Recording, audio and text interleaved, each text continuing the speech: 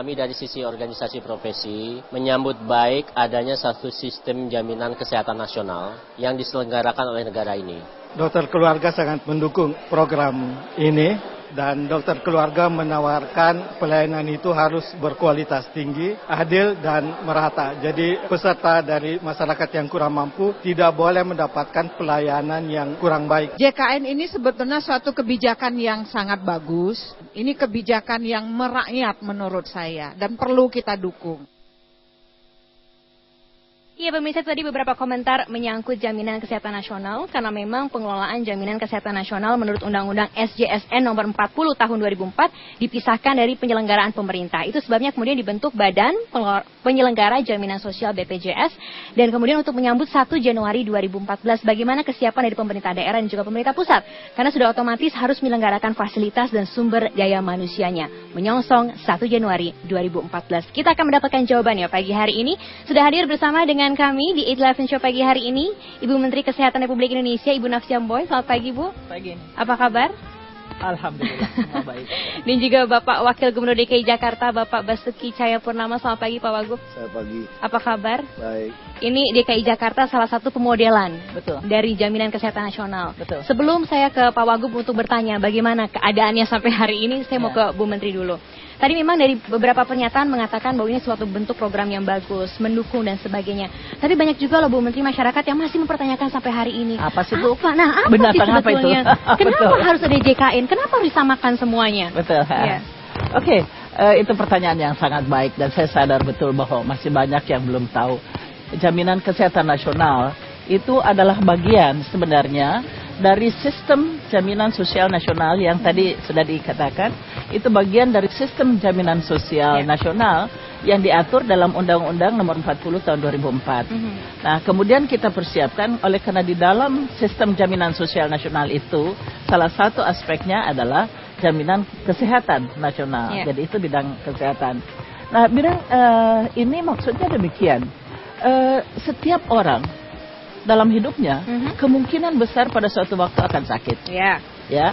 Oleh karena itu dan oleh karena kita lihat bahwa ada banyak orang, cukup banyak orang di penduduk Indonesia, rakyat Indonesia yang sebenarnya kalau sakit dia membayar terlalu banyak. Terlalu banyak, terlalu tinggi sehingga dia tidak mampu. Oleh karena itulah desain suatu sistem di mana pada suatu saat, yaitu cita-cita kita pada tahun 2019, seluruh penduduk Republik ini itu mempunyai suatu jaminan bahwa kalau dia sakit, ada biaya untuk pengobatannya. Untuk itu tentu harus dipersiapkan, harus dipersiapkan aturannya, harus dipersiapkan sumber daya manusianya, harus disiapkan fasilitas kesehatannya, tetapi juga sistem rujukan dan sebagainya. Nah, itulah yang terjadi.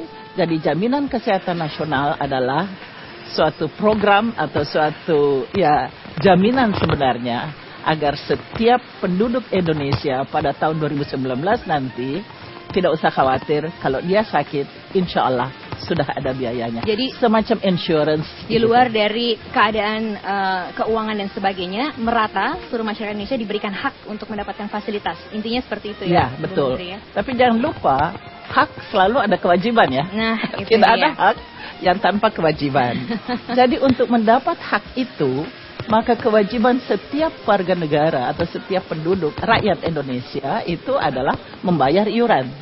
Jadi semacam waktu saya sakit saya bayar iuran, nanti waktu saya sehat saya bayar iuran, nanti waktu saya sakit saya ada biaya. Oke, nanti saya mau ke Bu Menteri lagi untuk bertanya detailnya tentang iuran ini, karena ini juga menjadi salah satu momok untuk masyarakat juga bertanya-tanya sampai sekarang juga. Ini iuran seberapa besar, siapa yang harus membayar dan sebagainya.